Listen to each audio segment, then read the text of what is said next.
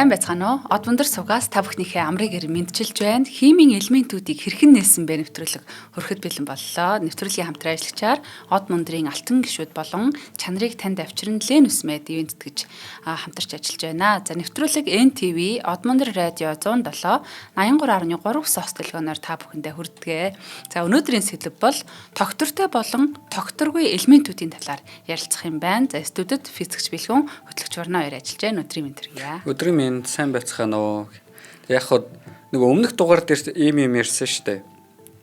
Яаж хүнд элементүүд ихлэ байгаль дээр бий болсон гэдэг тухай ярьсан тий. Тэр одоо нэг ямар нэгэн хүнд элементүүдийг бий болох процессыг хүн төрлөختөн өөрийнхөө олж нэхээс өмнө үжээ байгаль болоод нийцсэн байсан тухай ярьсан. S процесс, R процесс гэсэн зүйлүүдийн тухай ярьсан. Ингээд дараа нь хүн яаж хүнд элементийг үүсгдэг болсон бэ гэхээр байд цүм гэдэг ойлголтууд орж ирсэн тийм үү. Байд цүм байжгаад би тэрийг карбоны изотопоор бөмбөгдөөд тэр нь карбоны изотопоос 20 протон 28 нейтрон авах маягаар цүмийг би илүү том хэмжээтэй болгоод тэгээ илүү юм том хэмжээтэй цүмүүдийг гаргаж болох тухай ярьсан ба. За тэгвэл энд нэг хид хідэн сонирхолтой юмыг орхисон байсан. Нэг нь юу вэ гэхээр Эйнштейн ч юм уу одоо тэр хэсгийн хідэн хүнд элементүүд байгаа. Бид нар байгаль лабораторид гаргаж авсан тэр элементүүд. За гэтэл яг энэ элементүүдийг яг хаанаас гаргаж авсан бэ гэхээр цүмийн тесрэлтийн дараа гаргаж авсан байна. Тэр ямар цүмийн тесрэлт болсон бэ гэхээр эхлээд бол бидний хийсэн цүмийн бөмбөг чи ураны бөмбөг, ураны эсвэл плутоны бөмбөг байсан шүү дээ. Ураны болон плутоны бөмбөгийн ажиллах зарчим бол цүмийн хуваагдах гурвал дээрээс үндэслэж байгаа. Нэгснээр том ураны цүм дундаж хэмжээтэй хөнгөн бага цөмүүд рүү задрах үедээ энерги гаргана. Тэр энергийг замбраагүй гаргачих юм бол тэр цөмийн бөмбөг болчихж байгаа тийм. Эсвэл плутоник ч юм уу. За үүний дараа хүн төрлөختөн ямар цөмийн технологиг олж нээсэн бэ гэхээр цөмийн нэгдэх хурвал гэж байдаг. Тэр нь болохоор би тодорхой хөнгөн цөмүүдийг нийлүүлээд хүнд цөм болгох юм бол тэндээс бас энерги ялгардаг байгаа байхгүй. Тэр энергийг ашиглаж болох юм байна. Тэр энерги нь бүр олон давуу талтай.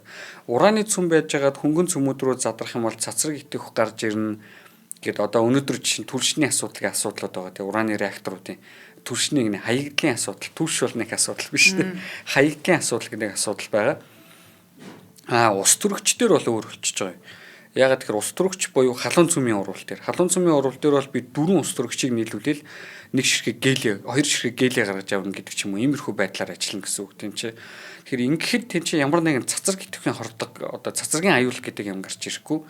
За тэгээд хаягдал гэдэг юм нь бол ерөөсөө усал гарч ирнэ. Өөр юм хүн байгаль дэлхийд хортой юмнууд гарч ирэхгүй гэсэн. Нэгдэх хурвлаараа. Цөмийн нэгдэх хурвлаар. Хүнд хортой нөгөө байгаль дэлхийд хортой гэдэг цацраг идэхүүд бол дандаа цөмийн хуваагдах хурвлаар гарч ирж байгаа зүйлүүд. Яг ардаа юу болж байгаа вэ гэхээр цөмийн нэгдэх хурвал нь цөмийн хүчтэй харилцан үйлчлэлээс болж байгаа. Цөмийн хүчтэй харилцан үйлчлэл бол ер нь цөмийг яах нь барих гад идэг. Атомын цөм дотор нь нийлүүлж барих гэдэг байгаа байхгүй. Цөмийн сул харилцан үйлчлэл яадаг вэ гэхээр тухайн атомын цөм маань тодорхой энергийн төлөвүүдийг хангацсан байж их юм бол өөр хөнгөн цөмүүд рүү задлах гад идэг гэсэн. Тэгэхээр нэг нь задлах гад идэг, нэг нь аль болох нийлүүлэх гээд идэг юм хоёр өөр төрлийн цөмийн хүч байна гэж бүдүүлгээр ойлгож болно тий. Бүр энгийнээр ойлгоё гэвэл цөмийн сул харилцан үйлчлэл нь тухайн элементийн цацраг идэвх шин чанартай холбоотой. Цөмийн хүчтэй харилцан үйлчлэл бол ямар нэгэн атомын цөмийг бий болгодог харилцан үйлчлэл гэсэн. За ийм юмнууд ингээд байж ангууд цөмийн хүчтэй харилцан үйлчлэлээр халуун цөмийн урвал явуулаад юу нээх боломжтой болж нээсэн байна те. Дахиад ийм энерги гаргах боломжтой болж нээсэн байна. За энэ маань өөрөө халуун цөмийн бөмбөг гэдгээр одоо бөмбөг гэдгийг бүтээх боломжийг болгосон. За өнөөдөр бол тэр орчин үед ус төрөгчийн цөмийн бөмбөг гэдэг манай үзэгч нарын ихэнх нь сонсогч нарын ихэнх маань юуг үзсэн баг. Терминаторгийн киног үзсэн баг тий. Терминатор гэдэг киноны 2 дугаар анги дээр юм цөмийн бөмбөг тесэрж байгаа хэсгүүд гардаг штэ. Тэгээ тэрэн дээр ямар цөмийн бөмбөгийн тухай хамгийн их ярьдаг вэ гэхээр ус төрөгчийн цөмийн бөмбөгийн тухай ярьдаг байхгүй. За би л тэгж ус төрөгчийн цөмийн бөмбөгийг мэддэг болсон. Тэр цөмийн бөмбөг бол ингээ ураны цөмийн бөмбөөс 4 дахин өндөр энергитэй 4 дахин халуун болно гэсэн. Илүү хүчтэй. За нэг цөмийн нэгдэх хурвал гэдэг чинь өөрөө одыг одны амьдралыг тэтгэж идэг уруулаа байна. Нэгсэндээ одны төвд цөмд дандаа цөмийн нэгдэх уруул болоод од тэнцээ шатаад байж идэг тий. Тэгэхээр цөмийн нэгдэх уруулаар хийсэн цөмийн бөмбөг гэдэг чинь ерөөсөө зүгээр од төслөө хийчихэж байгаатай адилхан байхгүй. Тэг яг нарийн технологи дээрээс сонирхолтой юм байгаа маа. Тэр нь юу гэхээр бид нэр цөмийн нэгдэх уруулыг хийхийн тулд маш өндөр температурыг гаргах хэрэгтэй. Од тэгдэг шүү дээ. Анх од яаж үүсдэг вүлээ? Мананцар байгаа тий. Тэгээд массын төв рүүгээ материалууд нь бөөгнөрж унж эхэлдэг тийм үү. Тэгээ үрэлтийн хүчээр тэнцээ маш өндөр халуун үсээд температур нь 3 саяас дээш болонгууд тэнд цөмийн нэгдэх уруул явагдах боломж үүсээд цөмийн нэгдэх уруул явагддаг тий. Тэгэхээр ийм өндөр халууныг үүсгэх юм бол би цөмийн нэгдэх уруулыг дэлхий дээр явуулаад цөмийн нэгдэх уруулын бөмбөг, ус төрөгчийн бөмбөгийг хийх боломжтой гэсэн. Тийм өндөр халууныг тий. Би бол цөмийн нэгдэх уруулыг нараар төсөөлдөг байхгүй юу? За нар нэгдэх уруул гэхээр за нар шүү гэдэг тий. Одоо одны тэр чин гаднаа бол нэг 5000 Цельс ах. Дотроо бол маш өндөр халуунтай. Одоо нэг цахилгаанаас ч өндөр халуунтай байдаг шүү дээ. Байгаль дээр хамгийн халуун цахилгаан атал. Тэгээ тийм юм гаргана гэхээр жоохон гайхаж байна. Тий, хараа уучлаарай. Монгол дээрээ танаа төрцөг. Ерөөсөө онгоцонд байхдаа ханаа төрсөн юм шүү. Ерөөсөө л тэрнээс биш баян хоолоос өгөөд явна. За тэгэхээр асуулт яг манай урнагийн асууж байгаа асуулт байгаа байхгүй юу гэхээр тэр ус төрөгчийн дөрвөн ус төрөгч нийлж байгаа халуун цөмийн уруулыг явуулахын тулд надад маш өндөр температур хэрэгтэй биш үү тий. Тэр температурыг тэгвэл би яаж гаргаж авах юм бэ гэдэг асуулт байна. Тэр асуулт нь ихтэй айгүй энгийн. Яг тэгэхээр тэр температурыг бид нар гаргаж авах сурцсан байсан байхгүй юу? Энийг хийхээс өмнө сурахтаа 3 газар ашиглаж үзсэн. Эхнийх нь Тринити, эхний цөмийн бөмбөгийн туршилт, тэгээ Хирошима, Нагасаки хоёр дээр цөмийн бөмбөг хайсан шүү дээ. Энэ үед юу болж байгаа гэхээр энэ хичнээн цөмийн задрах гурвлын одоо процессор болсон цөмийн дэлбэрэлж гэлээ төв дээр нь температур хэдэн мянган кельвин дээр хүрч байгаа байхгүй юу? Хэдэн мянган Цельс дээр хүрж ийн гэсэн. Тэгэхээр ус төрөгчийн цөмийн бөмбөг яаж ажилдаг вэ гэхээр хоёр цөмийн бөмбөг тэр дотор байдаг гэсэн. Эхнийх нь халуун цөмийн уруулаар тесрэх зориулттай ус төрөгчийн бөмбөгөө триггердэх буюу одоо нэг эхлүүлэх зорилготой цөмийн задрах уруулаар ажилдаг ураны бөмбөг хажууд нь байж байна. Хажууд нь ус төрөгчийн бөмбөг нь байж байгаа. Эхлээд ураны бөмбөгөө теслэн маш өндөр халуун гарангуут нь хажууд нь байгаа ус төрөгчийн бөмбөгийн ус төрөгчүүд нь хоорондоо нийлээд ус төрөгчийн бөмбөг болчихж байна гэсэн. Тэгэхээр ус төрөгчийн бөмбөг бол хоёр бөмбөг тэр дор тесэрч ийн гэж цөмийн бөмбөг тесэрч ийн гэж төсөөлж болно. Тэгэхээр эн чинь бүр илүү өндөр температур гарна шүү дээ тий тэнцээ. Бүр илүү өндөр температур гарна, бүр илүү өндөр энерги ялгарна. Энэ үед яах вэ гэхээр нөгөө ураны бөмбөг байлаа гэж бодъё л доо. Задрах уруулаар хийгдсэн. Тэр ураны бөмбөг тесэрлээ, хажуу талд нь ус төрөгчийн бөмбөг тесэрлээ, бүр өндөр температур боллоо. Ус төрөгчийн бөмбөг чинь гелийнүүд гаргана. За магадгүй гелийнүүд нь хоорондоо нийлээд нүс карбонууд бий болгож болно тий. Нүс төрөгчүүдийг бий болгож болно. Ингээ янз янзын элементүүд үүсэх боломжтой болчихж байгаа. Тэгэхээр ураны бөмбөгөөс үлдэгдсэн нэг хэсэг үлдэгдэл нь хажуу талдаа байгаа ус төрөгчийн бөмбөгөөс тесэрсэн хэсэг үлдэгдлийн бага нейтронуудыг өөртөө шингэх боломжтой болчихж байгаа байхгүй. Тэр нөгөө өмнөх нэвтрүүлэгтээр ирсэн R процесс, S процессыг хоёулаа ус төрөгчийн цөмийн бөмбөг дээрээс ажиглах боломжтой болсон байна гэсэн.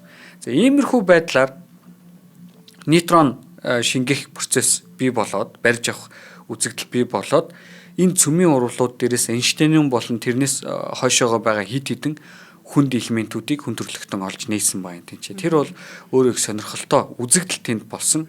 Нэмээд юу болж байгаа гэхээр яаж тэнцээ тэр элементүүд үүссэн бэ гэдгийг асуух хэрэгтэй шүү дээ.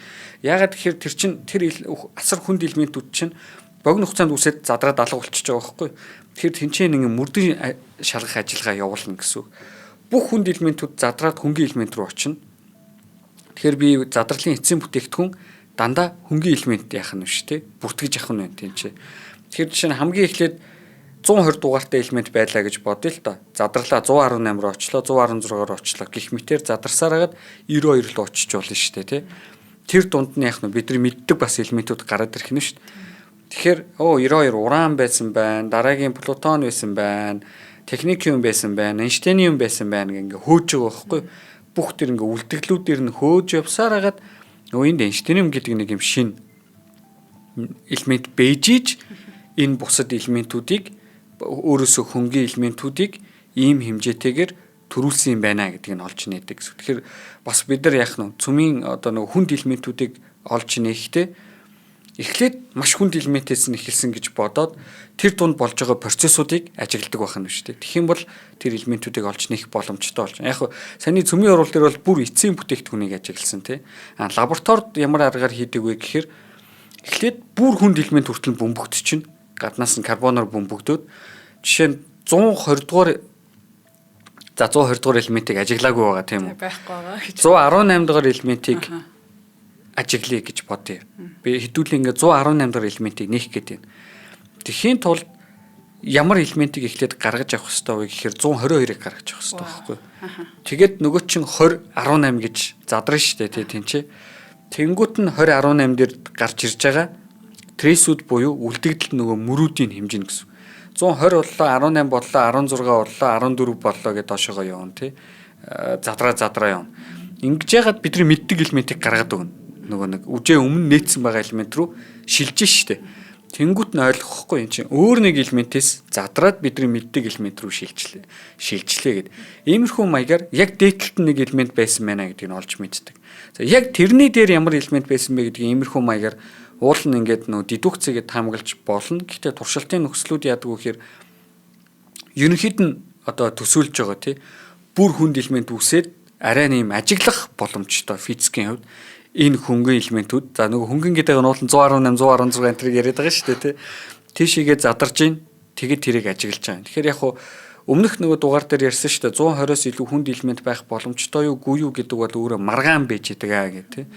Тэгэхээр уул нь бол туршилтаар бол бид нар тэрнээс илүү хүнд элементийг магадгүй гаргаад авцсан байна гэж ярьж байгаа байхгүй. Гэхдээ тэр хүнд элемент нь маш богино хугацаанд задраад байхгүй болж байгаа учраас тэрнээс үлдэх шууд одоо хэмжилтүүд бэдгүү гэсэн. Мэдээж хөнгөн элемент рүү очиж байгаа.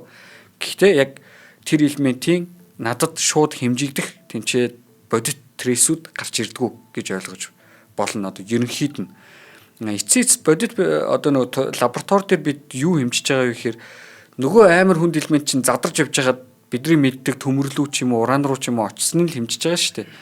Энэ процесс чинь тэгээ дорой болно ерөөсөө. 1 секунд хүрэхгүй хугацаанд тат гэ явчих шүү дээ тий. Тэр айгүй болоодаа давтчихэж за нэг энэ хавцаа хүнд элемент байна гэдгийг мэдчих жоохгүй. Тэгэхээр бүр тэр хүнд элементүүдийн үлдэгдэл нэгэнд одоо гарч ирэхгүй байгаа учраас тэр элемент үнэхээр байлаа гэдгийг хэлэх боломжгүй болчих. Тэгэхээр одоохондоо яах нь туршилтаар бид нар 118 элементийг мэддэг юм байна гэдгийг олж нээсэн байна тий. Тэгвэл логикоор 118 гарахын тулд 120-оос гарсан гэж ойлгох юм уу? Байхгүй ч гэсэн. 120-оос эхлэлтэй гэж ойлгох хэрэгтэй байхгүй. Гэхдээ 120 тэнд байсан гэдэг одоо трейсүүд нь хангалттай сайн биш гэсэн. Ганцхан шууд бус трейс байгаа нь юу вэ гэхээр 120 ямар ч сан тэнцээ байж ах хэрэгтэй гэд. Гэтэ асуулт юу вэ гэхээр логик ингэж байгаа ч гэсэн онлын асуулт нь өнөөдрийн бидний нэвтрүүлгийн сэдэв байгаа байхгүй. Доктортой болон докторгүй элементүүдийг. Онлын асуулт нь 120-оос яг үндэ ирээгүй байвал яах вэ? Ягаад гэхээр мэдэхгүй шүү дээ бид нар 120-оос цаашаа элемент байх боломжтой үгүйг мэдэхгүй шүү дээ. Онлын хувьд ч мэдэхгүй, туршилтын хувьд ч мэдэхгүй. Тэгэхээр логикийн хувьд тийм байх ёстой гэж байгаа ч гэсэн тэрийг яг бүтээгээд таамагладаг онл надад байхгүй байгаа учраас тийшээ наач 118 байгаа гэдэг нь 120 байгааг шууд баталгаамаа гэж хэлж болохгүй байхгүй. Энэ бол өөрөө тодорхой дам баталгаа юм аа. Дам одоо баталгаа байж болно. Сэжиг яг зөв байхгүй. Тэн нэг юм сэжиг байж болно гэж ярьж байгаа байхгүй. Тэгэхээр энд одоо ингээ айгу сонирхолтой асуулт гарч ирж байгаа. Химийн үйлэг системүүдээс эхэлж бид нар ингээ ажиглаж эхэлсэн байна. Тэр нь юу вэ гэхээр докторгүй элементүүд гэж байдаг юм байна. Хүнд элементүүд ер нь докторгүй байдаг юм байна тий. Хөнгөн элементүүд бол харьцангуй доктортой байдаг. Бидний хамгийн сайн мэдэх хөнгөн элемент бол одоо ус төрөгч байна тий. За ус төрөгчийг болчихлоо нэг протон нэг электрон байгаа. Цөм нь бол зүгээр нэг нуклон явж байгаа шүү дээ. Тэгэхээр гелийг оруулж ирээ. Гели бол бидний хамгийн сайн мэдэх доктортой хамгийн хөнгөн элемент. Цөм нь юу вэ? Хоёр гелийн цөм, 2 протон, 2 нейтрон явж байгаа тийм үү тэнцээ. Тэгэнгүүт тэрний дараагийн бидний хамгийн сайн мэддэг доктортой элемент бол карбон буюу нүрс төрөгч явж байгаа. Нүрс төрөгч 12 тий. 6 протон, 6 нейтрон bijдэг нүрс төрөгчд.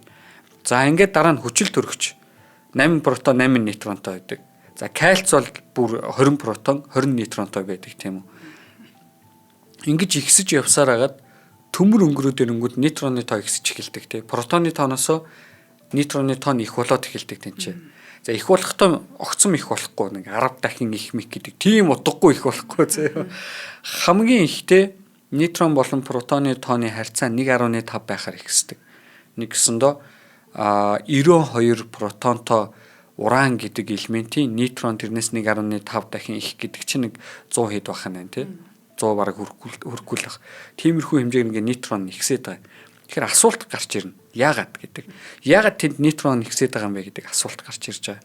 Энэ нь өөрөө тухайн элемент доктортой байх уугүй юу гэдэг дээр чухал нөлөө үзүүлж байгаа байхгүй. Тэгэхээр хэрвээ би элементийг нейтроныг багасгая л да. Протон нейтроны хоёрын тоон ойролцоо байх юм бол тухайн элемент хөнгөн элемент болоод доктортой болчихдог. Хүнд элемент доктортой байхын тулд нейтроны тоон их байна. За бидний хамгийн сайн мэддэг одоо лид тий. Лид чинь туглага уу? 208 лид гэдэг элемент байдаг тий. Лид биш. Лид чинь 82 протон 126 нейтронтой бэжж хамгийн хүнд доктортой элемент болж байгаа. Нэг 82 протон 126 нейтрон. Бас л нэг ойролцоогоор протон нейтроны харьцаа 1.5 байна гэдэг юу дүрм хадгалагдаж байгаа юм чи. За энд юу болоод байгаа вэ гэхээр өмнөх нэвтрүүлэг дээр ярьсан тийм үү. Ерөөсөө атомын цөмд тухайн атомыг доктортой байлгахын тулд 3 харилцан үйлчлэл хоорондоо байлдж байгаа тийм чи. За эхнийх нь цахилгаан соронзон харилцан үйлчлэл. Цахилгаан соронзон харилцан үйлчлэл бол өөрөө тухайн атомыг доктортой болгож байгаа харилцан үйлчлэл тий. Хідэн протон байна. Төдий чиний электрон ирээд суучих юм бол атом сармаг болоод доктортой болчихно. Гэтэл зөрүүлээд цахилгаан соронзон харилцан үйлчлэл атомын цөмдөө гай тарьж эхэлнэ. Ямар гай тарьж эхлэх вэ гэхээр нөгөө протоны тоо чи ихсээд ангууд протонууд нь түлхэлцээд эхэлж байгаа байхгүй Колумбийн хуулиараа түлхэлцээд эхэлнэ. Түлхэлцээд эхлэхэр чи атомын цөм тодорхой протоны тоон дээр очиод зад явчих штэ тий. Тэн чи залдарч хавьлуу. Түлхээд явуулчихна. Тэгэхээр тэнд сармаг бөөм орж ирэх хэрэгтэй болж байгаа. Сармаг бөөм цөмийн хүчтэй харилцан үйлчлэлээр протонуудыг хооронд нь наагаад барьж явах хэрэгтэй болчихж байгаа байхгүй. Тэр нь бидний мэддэг нейтрон гэдэг бөөм. Тэр тодорхой протоны утган дээр очиод нейтроны тоо ч гэсэн их байхгүй бол нөгөө протоны хоорондоо түлхэлцэж байгаа хүч нь тодорхой протоны тоо жишээ нь төмрөөс их болоод эхлэх юм бол огцом ихсдэг бүр огцом хүчтэй түлхэлцээд эхэлдэг. Тэгэхээр илүү олон нейтроныг тэнцээ шигтгэж өгөх хэрэгтэй болж штэ. Нэгсэндээ энийг ингэж төсөөлж болж байгаа. Нэг юм хідэн хүүхдүүд бай гэж бодъё заяа. Тэр хүүхдүүдийн дунд тэр хүүхдүүдийг ингээд барьж идэг багш нар байгаа те хөтлөөд явж идэг багш нар байгаа. Цөөхөн хүүхдүүд байх юм бол ганц хоёрхан багш л хэрэгтэй те. Тэр чинь манай нейтрон байгаа байхгүй хүүхдүүд бол протон байгаа. Хитрхи олон хүүхдүүд бол яг хуу 30-аас олон хүүхдүүд болох юм бол нэг багш хангалтгүй болчих шүү дээ. Олон багш үйж тэр хүүхдүүдийг хөтлөөд зам гардаг ч юм уу те явах боломжтой болж. Тэгэхээр нейтрон яхан тэнцээ протонуудыг хооронд нь нааж өгөх үүргийг атомын цөм дотор хийдэг учраас протоны тоо ихсэх тусам нейтроны тоо их болох хэрэгтэй болчихж байгаа байхгүй тэнцээ. Тэгэхээр бидний үүн дээрээс химийн үлэг системийг харах юм бол тэнцээ тогтворын одоо value гэдэг чинь монголоор өгдөг хөндөй. Докторын хөндөй гэдэг юм гарч ирнэ. Хөнгөн элементүүд тэр хөндийн яг ёроолд үжээдэг. Бүх доктортой учраас. Тэгэхээр манай сонсогч нар хэдүүлээ ингэж төсөөлж болно. Атомын цөм гэдэг өөрөө электроны одоо атомын электрон бүрхүүл гэдэгтэй адилхан энергийн төлөвттэй нөхөр байж байгаа байхгүй. Тэгэхээр яг протон нейтроны тоон тэнцүү байх юм бол тухайн протон нейтроны атомын цөмдөх протон нейтроны авах энергийн төлөв нь адилхан. Тийм болохоор айгүй ингээ хамгийн бага энергийн төлөв дээр очиод доктортой болчихж байгаа. Тэр юм нөгөө нэг хөндийгийнхэн ёроол руу очиж байгаа байхгүй. Тэгэхээр жоохон протон нь их байвал протоны тоог нь их болгох юм бол эхний протон дээр протоныг юм энергийн төлөвтэй байгаа. Тэрний гаднаас нэг протон ирээд за тэр хоёулаа нэг адилхан энергийн төлөв дээр очичлаа гэж бодъё. Атомын электрон бүрхүүлтэй адилханаар цөмийн бүрхүүл гэдэг юмыг үүсгэе л да. Дараагийн дахиад нэг протон очиж суух гэх юм бол нөгөө хоёрын суудсан байгаа энергийн төлөв дээр сууж чадахгүй байгаа учраас арай илүү өндөр энергитэй гадна давхраад нь суух хэрэгтэй болж байгаа байхгүй. Иймэрхүү байдлаар өндөр энергитэй болчингууд нөгөө докторын хөндий гэдэг юм зүүн талд байж гин гэсэн. Протон арай олон бөөмсөн. Баруун талд нь болохоор нейтрон арай олон бөөмсөн ингээд өргөгдсөн байдлаар төсөөлж болж байгаа.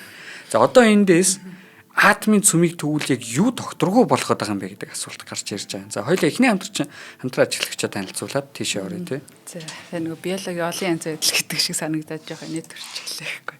За нэвтрүүлгийн хамтран ажиллагчаар манай Од мөндрийн алтан гишүүд маань ивент тэтгэж одоо өнөөдрийн нэвтрүүлгийн явах боломжийг олгож байгаа гэсэн үг ээ. Тэгэхээр шинжлэх ухаан танин мэдгийн Од мөндрийн сувгийн хамт олон маань 2025 оны 8 дугаар сарын 1-ээс 26 оны 7 дугаар сарын 1-ний хүртэл одоо уран бүтээлийнхаа 1 жилийн бүх нэвтрүүлгүүдийг танилцуулаад сэдвээ танилцуулаад ингээ 1050 нэвтрүүлгийг зарласан байгаа. Тэгэхээр манай нэвтрүүлгүүд бол YouTube дээр монгол хэлээр ойлгох хэн бүхэнд одоо зориулагдаад ямар нэгэн үн төлбөргүйгээр ингээ цацагдж байдаг. Гэхдээ одоо биднийг яг дэмждэг эдгээр хүмүүс маань бол алтан гишүүн гэсэн юм хаалттай группт байдаг юм аа. Тэгэхээр нэг нэвтрүүлгийн маань 90 төгрөгөөр үнэлээд нийтдээ 100 мянган төгрөгийг бидэнд танилцуулснаар манай Од мөндөр одоо шинжлэх ухааны танин мэдхэн сувгийн энэ алтан гишүүн болдог. За алтан гишүүн босноор яах вэ гэхээр манай нэвтрүүлгүүдийг лайваар одоо цаг тухайд нь одоо алтан оноотой гэдэг шиг те ингээд халуухан ингээд шууд үздэг байгаа. Тэгээд дуртай хөтлөгч нартайгаа одоо чатлт бичдэг ч юм уу. За нэмэх нь одоо спорт өдрлөг гэдэг алтан гишүүдийн дунд болж байна. За манай Од мөндрийнхэн манаас аль болох одоо энэ яриад байгаа сайхан түүхийн болон археологийн олдруудын газруудаараа өөрсдөө ингэж биеэрээ одоо алтан гишүүдтэйгээ ингэж хамт аялж байгаа. Тэгэхээр энэ аялал маань одоо хэдэгч удаагийн аялал болоод байна. Маш олон улсууд руу төв өдрөө явж байна. За эдгээр аяллуудад бол манай алтан гишүүд 100 мянган төгрөгийн одоо хөнгөлөлттэй ингэж явах боломжтой байдаг. Аялал бүр дээр үүн дээр одоо бас хос олцсон ч хүмүүс бас бидний донд байна. Тэгээ сонирхолтой. За тэгээд ер нь л одоо алтан гишүүдтэйгээ яаж хамаарч болох вэ гэдэг байдлаар сая бас одоо манай Од мөндрийн төрсөн өдрөөр алтан гишүүд маань ямар нэгэн үн төлбөргөө жил болгоны 4-р сарын 29-нд ингэж хамтдаа хизээш мартагдчихгүй юм сайхан ойгоо тэмдэглэдэг байна. Тий, ойгоо тэмдэглэдэг ээ. Тэгээд энэ дугаарыг бол яг өмнө бичиж जैन те одоо яг 2 хоногийн дараа ер нь бол төрсөн өдөр нь болох юм аа. За тэгээд хараахан бас алтан гишүүн болж амжаагүй болохыг хүсэж байгаа хүмүүс маань Худалдаа хөгжлийн банкны 94,000 гэсэн айбантай 4191 тэг 4 518 гэсэн дэлгэцэн дээр гарч байгаа энэ данс руу гүйлгээний утга дээр нь Facebook нэр болон утасны дугаарыг бичээд явуулснаар одоо манайхаас тантай холбогдоод алтан гишүүндээ ингэж оруулах юм аа одоо маргааш нэг өдөр ч юм уу. За ингээр өдрөөс өдөрт бас алтан гишүүд маань нэмэгдэж байна. Ингээд шин хүмүүсээ бас хүлээж аваад гоё байдаг. За хуучин одоо бүр 2 жил дамжсан алтан гишүүдтэйгээ бол дотны найз шиг одоо ямар хүн бэ гэдгийг мэддэг ч юм уу те. Юм гоё дотны харилцаа үүссэн байдгаа. Ингээд та бүхнийг бас бидний одоо үйл ажиллагааг хэрвээ дэмждэг бол бас алтан гишүүн болоосой гэж хүсэж байна. За энэ нь одоо хандвийн мөнгө бол манай яг Од мөндрийн маань урсгал зардлын за өдрөөс өдөрт бас манай гишүүд юу нэмэгдээд энэ л да ажилчид гэхүү одоо 30 гаруй гишүүнтэй болж байна. Үүнд бол яг зарцуулагддаг байгаа. Тэгээд үргэлж бидэнтэй хамт байдаг алтан гишүүтэй их баярлалаа. Баярлалаа. За тэгэхээр одоо нөгөө атомын цөмчөнд юутай болчлоо штэ. Бид нар ингээ атомын элементүүдийг өргөх юм бол докторын хөндий гэдэг нэг юм хэсэг байна тий. За энэ протон, нейтроны тоон адилхан байдаг.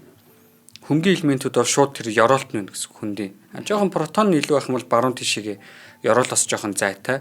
Нейтрон илүү байвал зүүн тишээгээ ёроолоос жоохон ингээ зайтай байдаг гэдгээр төсөөлж байгаа. За энэ төсөөл юунд хүрэх вэ гэхээр эхлээд нейтрон дээр нь яри. Нейтрон нараа илүү байдаг бөөмс дээр.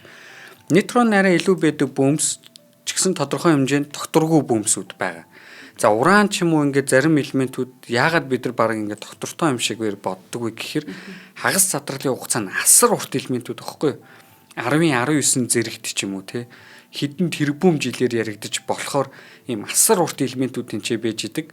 Тэр асар урт элементүүд чинь бидний хувьд доктортой элемент болчихж байгаа хгүй хүний нэг амьдралын хувьд. Тэгэхээр тэр элементүүдийг доктортой гэж хэлээд байгаа. Гэхдээ яг үүндээ тэр элементүүд бол доктортой биш хагас задралын хугацаатай элементүүд байж байгаа.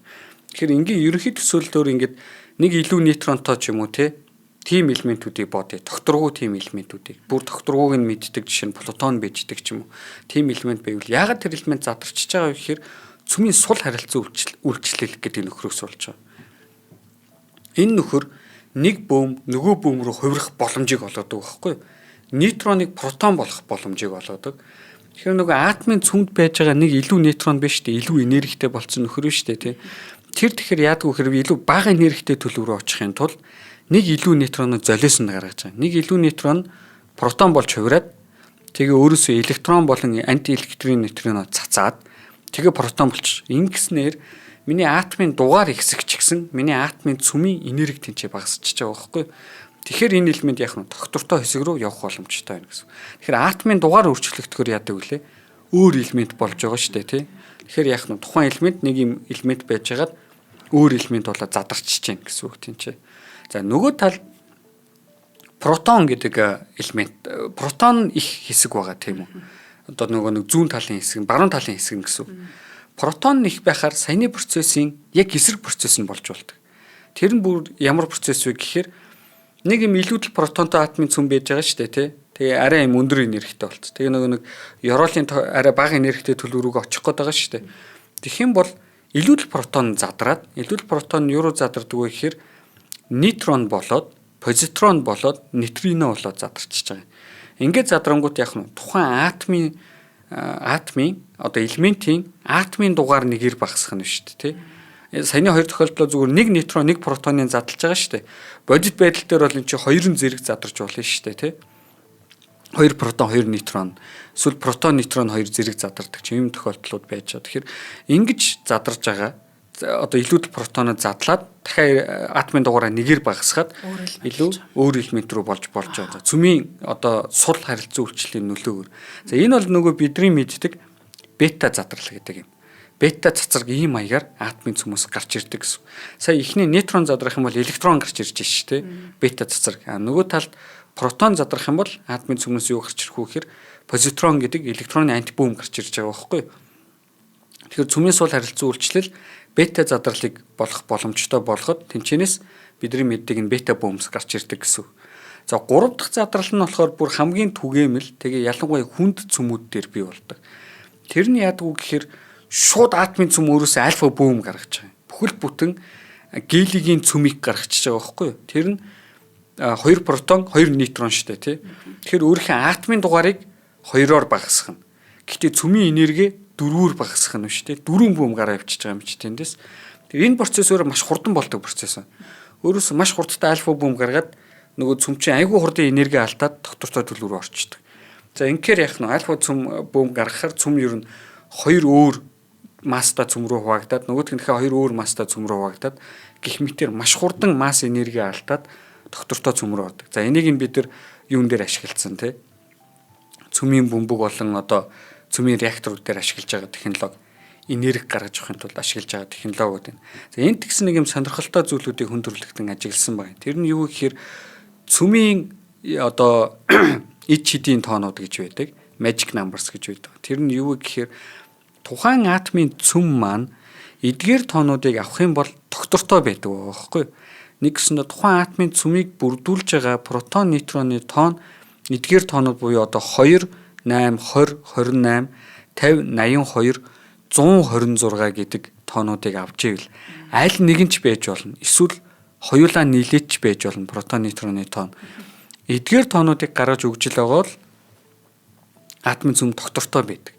Тэр агуу сонирхолтой. За ингээ харахаар нөгөө түрүүний ярьдаг лид 208 байгаа шүү дээ, тий. Тэр хамгийн хүн доктортой элемент болох хэвээр. Яагаад тэгэхээр түрүү хэлсэн шүү дээ. Протоны тоон 82 гэсэн шүү. Түрүү энэ эд шидийн тоонд байгаа 82 явж байгаа биз. Тэгснэ нейтроны тоон 126. Түрүүний бас нөгөө эд шидийн тоонд явж байгаа 126 явж байгаа байхгүй. Тэгээ протон, нейтрон хоёр нь хоёулаа энэ эд шидийн тооноос бүрдсэн байдаг учраас хамгийн хүнд доктортой цөм болж хувирдаг байна лид.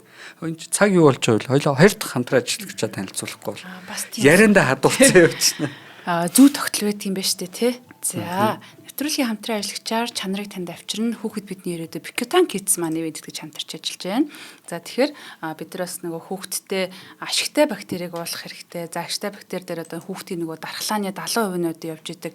За нэмэх нь 15 төрлийн эрдэс витамин агуулсан одоо нэг сумаар юм олон туулай будах боломжтой гэсэн үг. Тэгэхээр хүүхдийн дархлаа өсөлтийг дэмжин, бодисын солилцоог дэмжин, тархины үйл ажиллагаа, за мөн одоо дэмждэг ашигтай бактери нь хоол боловсруулах эргэтэн системийн үйл ажиллагааг тэнцвэржүүлдэг. Тэгэхээр та бүхэн маань бас хүүхдийнхаа эрүүл бие тэ саруулах ухаанд нь дэм болохын тулд бас ингээд дэмжиж өгөх их зүгээр санагдсан. Хайрцаг дотроо 14 ширхэг муудтай нутаг хэлбэртэй байдаг. За 1-3 насны хүүхдэд бол өдөрт 1 уутыг, 4 болон түүнээс дээш насны хүүхдэд бол 1-2 уутыг ус олон тарганд нь найруулад ингэж ууж хэрэглэдэг. За тэгэхээр бага насны хүүхдүүдтэй хүмүүс маань ер нь бол ингээд савл хийвэл ханиад том хүрдэг ч юм уу шүд амны асуудалд болдог ч юм антибиотик хэрэглэх шаардлагаар нь ингэж их тулгамддаг. За тухайн үеүдд бол нэг ашигтай бактерийн ингээд яг зэрэгцүүлээд ингээд өчгөр хайтайхан санагддаг шүү. За health point цэг эмэнээс та бүхэн бишүү захиалаад авах боломжтой мөн бүх эмийн сангуудаар худалдаалагдж байгаа. Alkaloid Mongolia гэдэг Facebook пэйж хаягаар нь та бүхэн дагаад 5 тухтаа бас дэлгэрэнгүй мэдээлэлтэй танилцаарай. Холбогдох усны дугаар нь 80 3 51 91 99 34 97 17 гэсэн дугаараар холбогдох боломжтой байна. Ингээ шинжлэх ухаан, танин мэдгүй нэвтрүүлгүүдийг дэмжиж хамтарч ажилладаг ивент тэтгэгч байгууллагатай их баярлалаа. Alkaloid Mongolia хамт олондоо баярлалаа.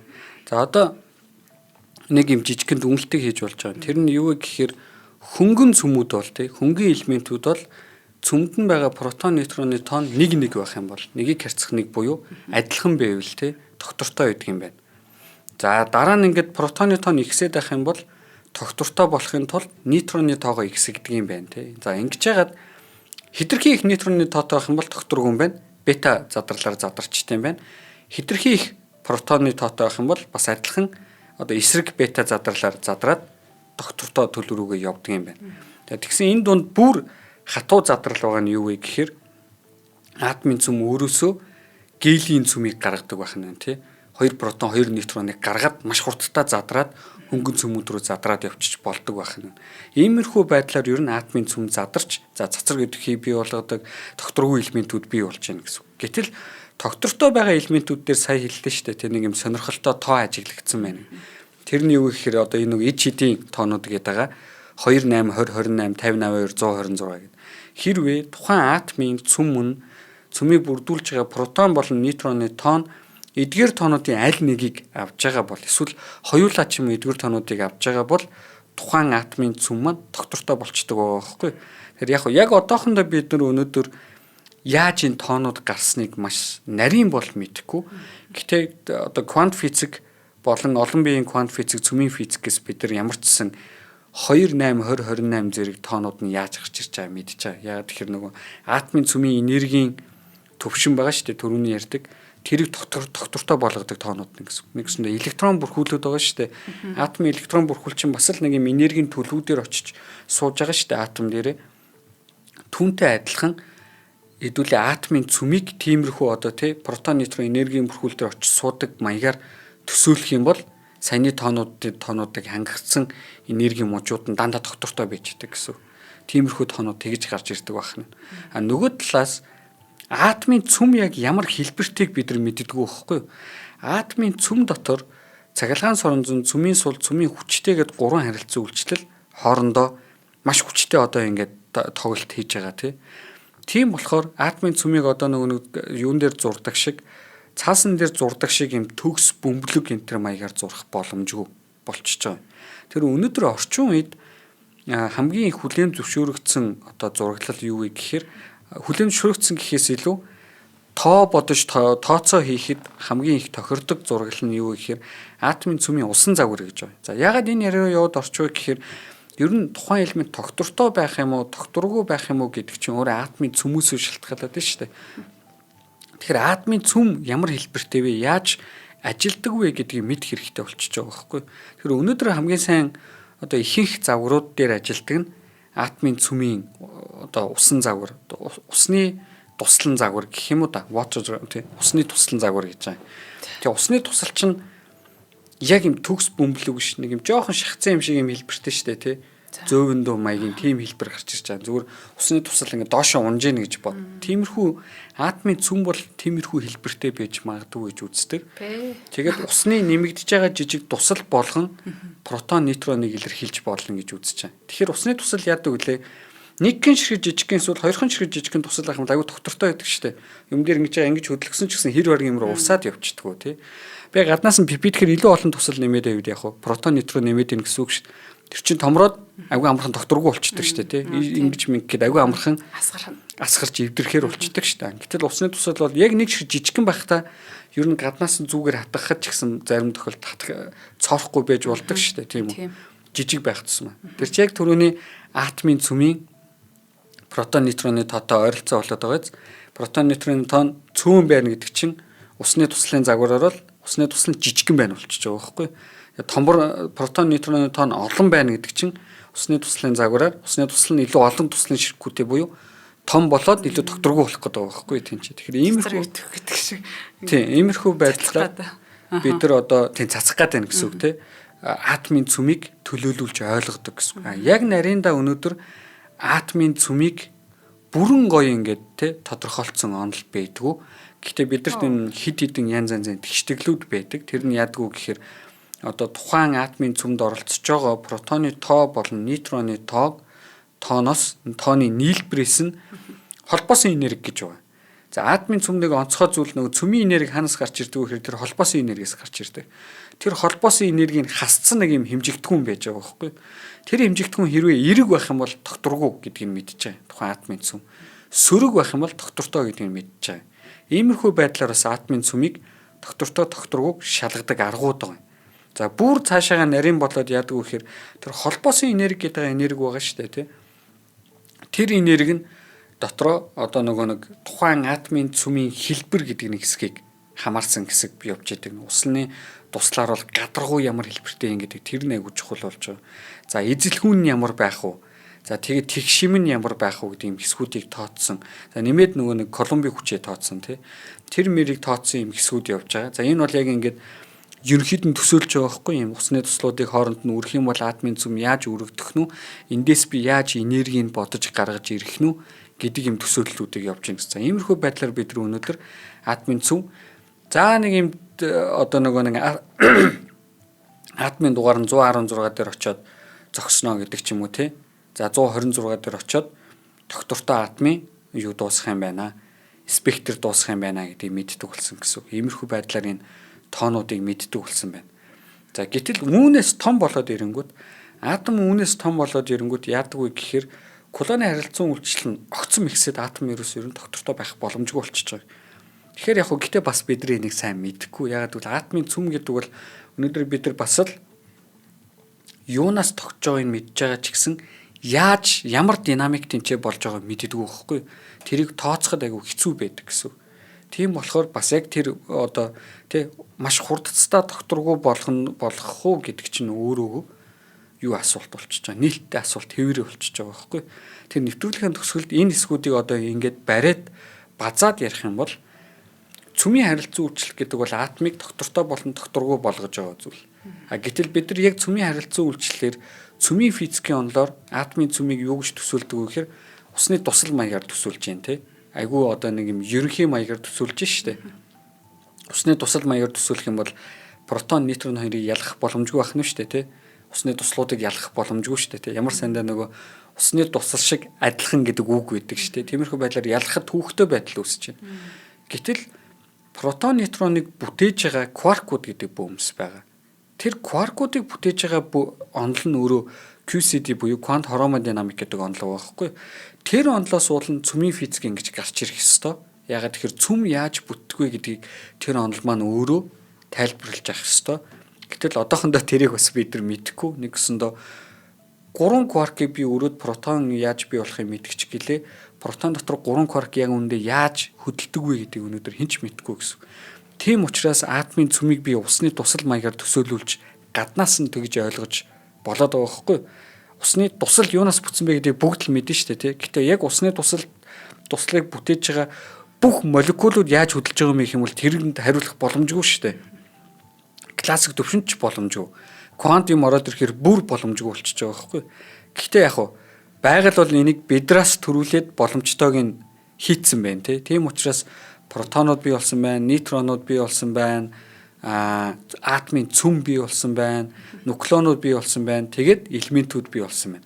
Байгаль бол энийг мэдчихэж байгаа тий. Би хүн л тэрийг одоохондоо олж нэгээгүй байгаа гэсэн. Тэгэхээр өнөөдөр ингээд яг зарим физикч нар тэгж ярьж иж магадгүй. Би яг заримдаас тэгдэг л нэг химийн бүх харилцан үйлчлэлийг цөмийн одоо физикийн шинжилгээ ухаанаар илэрхийлж болно гэдэг. Гэтэл тэр өөрөө зүгээр ерөнхий л байдлаар тий бид нар зүгээр зарчмын хувьд л тэгэх боломжтой гэж байгаа. Түүнээс биш өнөөдөр цөмийн физик маань өөрөө цөм яг яаж бүтдэг вэ гэдгийг тайлбарлахад төвөгтөө. Ягаад тэгэхээр цөмийг бүтээдэг онол маань өөрөө цөмийн динамикийг бидэрт гаргаж өгдөг тэр тэгштэглийг бодсон хүн байхгүй учраас хэцүү болчихж байгаа байхгүй. Тэгэхээр ийм нээлттэй асуулт байна гэсэн. Тэгэхээр яг ингээ хоёр дугаар хоорондоо айгүй адилхан сонсогдож иж магадгүй. Тэгэхээр гол юм нь юу гэхээр эхний дугаар бол урнаа бит хоёр илүү хүнд элементүүд байгальд яаж үүсээд хүн төрөлхтөн тэрийг яаж үүсгээд тэгээ нэг юм системийг мэддэг болсон. Тэгээд тэр дунд асуултууд гарч эхэлсэн тий. Хүнд элемент чинь хязгаартай юу гэдэг асуултууд гарч ирсэн. Хоёрдугаар дугаар дээр илүү тэр харилцан үйлчлүүдийг тайлбарладаг онолууд байж идэм байх тий. Цөмийн сул, цөмийн хүчтэй, захилгаан соронзон гэдэг. За дараа нь бүр бид нар атомын цөмийг бүхэлд нь усны тусал загвараар сонгож аваад тайлбарладаг юм онолууд байт юм. Гэтэл энэ бүх онолууд чинь эцсийн нэг юмыг тайлбарлаж байгаа учраас хоорондоо нэгээс нэг нь нөгөөрөө шилждэг байх ёстой шүү дээ. Нэг нь нөгөөгөө нэг тодорхой хязгаар дээр гаргаад өчтдөг байх ёстой. Гэхдээ бид нар тэрийг мэдэхгүй байгаа учраас яг одоохондоо нөгөө л эхний дугаарын асуултуудад бас хариулж чадахгүй. Гэхдээ бас нэг юм тодорхой юм мэддэг болсон доктортой элементүүдийг бий болгодог эд шидийн дугаарууд гэж байд юм байна тий. Magic numbers гэж байд юм байна. Тэрийг мэддэг болсон байна гэсэн. Тэр ирээдүйд бол энэ цөмийн физикийг энэ дээр айгу хүчтэй ажилтдаг салбар. Атомын цөм гэж юу юм бэ гэдэг асуулт өнөөдөр бүх хүмүүсийн маш чухал байгаа байхгүй. Чин асар хүнд элемент тэнцээ явж байгаа. За энэ бас танин мэдэхүй хувьд яагаад чухал вэ гэхээр одоо нөгөө Хиггсийн харилцан үйлчлэл гэж байгаа шүү дээ тий. Орчлон ертөнцийн бүх бөмбөсийн массыг Хиггс өгсөн Хиггсийн механизм бий болгодгоо гэдэг ийм стандарт онолоор бол тэр нь бол батлагдсан онолоо. Одоо байгаль ертөнцийг бүтээж байгаа хамгийн жижиг эгэл хэсгүүд бол электрон, кварк, WZ босон гэдэг ийм одоо эгэл бөмбөс байж байгаа. Эдгээр бүх бөмбөсийн массыг бол Хиггс өгнө. Анхны массыг Хиггс өгдөг гэсэн. Гэхдээ энэ масс нь урнагийн бэлгүүний манай сонсогч нарын масс биш байхгүй юу? Яагаад гэхээр протоныг харах юм бол 3 кваркаас тогтчоо. Тэр 3 кваркийн массыг Хиггс өгнө. Бий болгоно. За тэгвэл тэр 3-ын массыг нийлүүлэх юм бол протоны масс гарах нь шүү дээ тий. Гэтэл бод байдал дээр тэр 3 кваркийн масс эзэж протоны масс 1 хувь хүрдэг байхгүй юу? Протоныг гаднаас нь бүхэлд нь хэмжих юм бол өөрийг нь бүтээж байгаа 3 кваркийн масснаас тэгээ 1000 дахин хүнд юм явж байгаа байхгүй юу тэнцээ. Тэгэхээр тэр үлдсэн 99.99% хаанаас ирвэ гэдэг асуулт байна. Тэр нь л яг түрүүний цөмийн физикийн асуулт болчихж байгаа. Атомын цөм яаж бүтсэн бэ гэдгээс атом яаж бүтсэн бэ гэдэг атом яаж бүтсэн бэ гэдэгт нөлөөлнө. Тэгэхээр бидний одоо энэ масс байгаа шүү дээ тий. Сонсогч нар урнаа бэлгүй энэ бүх хүмүүсийн масс бол тэр 99.99% масс байхгүй. Тэр бол цэвэр тэр 3 кварк протон дотроо яаж хөдөлж байгаагаас шалтгаалж бий болсон энерги бий болж байгаа байхгүй тийч. Тэр нь протоны массыг бий болгочдөг. Нейтроны массыг бий болгодог. Энерги нь массыг бий болгоод байгаа юм тийм массыг бий болгоно. Тэр бүх массууд чинь нийлээд атомын цөмийн массыг бий болгоно. Атомууд хоорондоо нийлээд бидрийг бий болгоно. Тийм ийм процесс болж байна гэсэн. Тэгэхээр тэрийг бид нар одоохондоо мэдэхгүй. Гэхдээ тань мэдхэн хувьд тэрийг мэднэ гэдэг нь орчлон ертөнцийн нийт массын 99% яаж бий болж байгааг ойлгоно л гэсэн үг. Тэгэхээр одоо ч нээлттэй асуулт байгаа гэсэн. За баярлалаа. За нэг зүйлийг тодруулахгүй. Одоо алтж байсан, ураанч байсан атомын цөмийг харахаар ялгахдахгүй. Уг нэг элементүүд ч өөрсдийнх нь шин чанар өнгөч юм уу те тийм зүйл нь байгаа ш те. Гэтэл цөм дээр яг ингээд одоо тэг бичил юу руу очиод харахаар яг адилхан юм туслаадаг гэж ойлголттой болох уу? Тэг ерөнхийд нь зүгээр бидний ойролцоолж байгаа ойлголт тооцоо хийхин тулд ашиглаж байгаа ойлголт нь усны тусан загвараар л явж байна гэсэн. Яг бодит байдал дээр бол бид нар ямарчсан атомын цөм протон, нейтрон гэдэг бөмбөсөөс нийлж иж бүтнэ гэдгийг мэдж байгаа шүү дээ тий. Тэр чинь хоёр өөр бөм, нэг нь захилгаан цэнэгтэй, нэг нь захилгаан цэнэг. Тэрийг мэдж байгаа.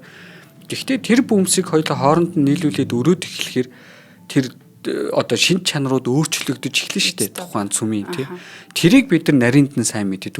Тэр динамикийг сайн мэддэг гэсэн. Нэгсэндээ ийм процессээс болно. Хоёр одоо протон, хоёр нейтрон нийлээд гелийн цөмийг бий болгож байгаа шүү дээ.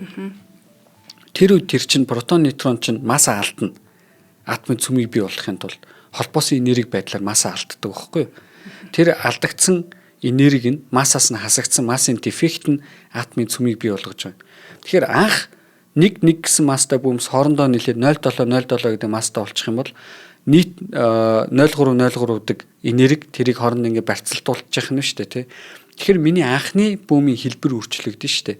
Тэр ямар нэгэн хэлбэртэй бол би тодорхой нэг хэсэг нь аваа хийчихар чинь хэлбэр нь өөрчлөгдөн, энерги нь багасна.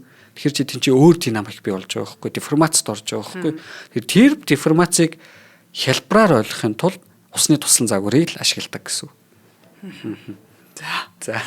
За баярлалаа. Маш гоё бас бодох зүйлтэй шин зүйлийг бас санаанд орууллаа. Бид нар чи яг л нөгөө зурснаар нь бөмбөрцгөн бөөрөнх молекулын төвөө тэ атомын төвөө гэж боддог байсан.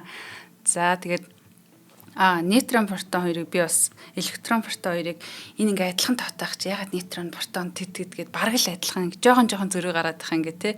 Энэний бас тайлбарыг бас мэдээгүй явсан байна. За тэгээд бас яг энэ талаарх сонирхдаг одоо хүмүүс маань бол илүү сайн ойлголтыг авсан байх гэж бодож байна. Баярлалаа. Нэвтрүүлгийн хамтран ажиллагчаар Од Мөндрийн алтан гишүүд болон чанарыг танд авчирна Ленус медиавын тэтгэж ажиллалаа. За нэвтрүүлэг NTV Од Мөндөр радио 107 83.3 гэсэн хөтөлбөрөөр та бүхэндээ хүрлээ. Ингээд студид хүрэлцэн ирсэн. Одоо бэлгүндээ физикч бэлгүндээ их баярлалаа. Дараагийнхаа дугаараар олцсон. Баярлалаа.